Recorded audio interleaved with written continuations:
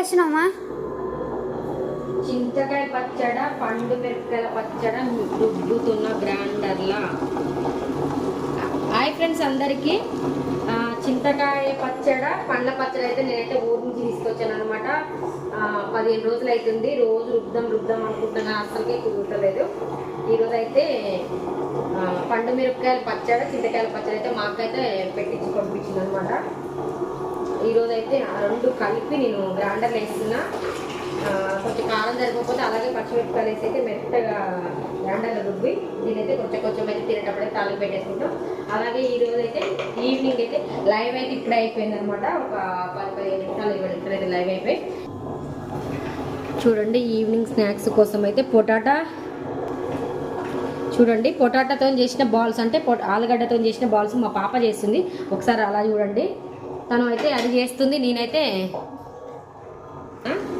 మా అమ్మాయి అయితే పొటాటోతో చేసిన బాల్స్ చేస్తుంది.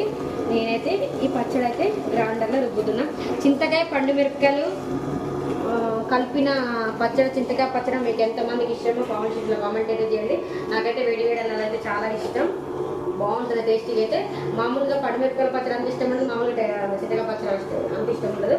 రెండు కలిపిన కాంబినేషన్ ఉండే పచ్చడి అయితే చాలా ఇష్టం, బాగుంటుంది. మీకు ఎంతమందికి ఇష్టం కామెంట్ అయితే చేయండి, ఓకేనా?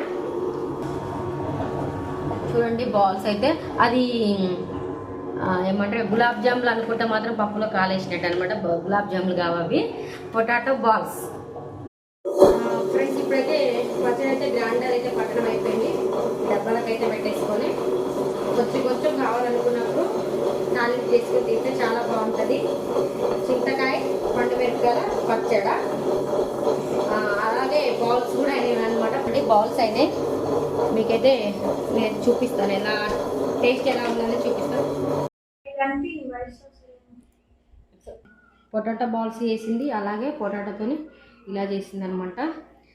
నేను కిచెన్లో పని అయిపోయేటప్పుడైతే మా పాప అయితే స్నాక్స్, వేడి స్నాక్స్ అయితే పెట్టింది. బయట వాతావరణం చల్లగా ఉంది, వర్షం పడేలా ఉంది. నేనైతే సూపర్ ఉన్నాయి, చాలా బాగున్నాయి. ఎలా అనిపించిందో కామెంట్ సెక్షన్లో కామెంట్ చేయండి, ఓకేనా ఫ్రెండ్స్? అందరికైతే బాయ్ మరి.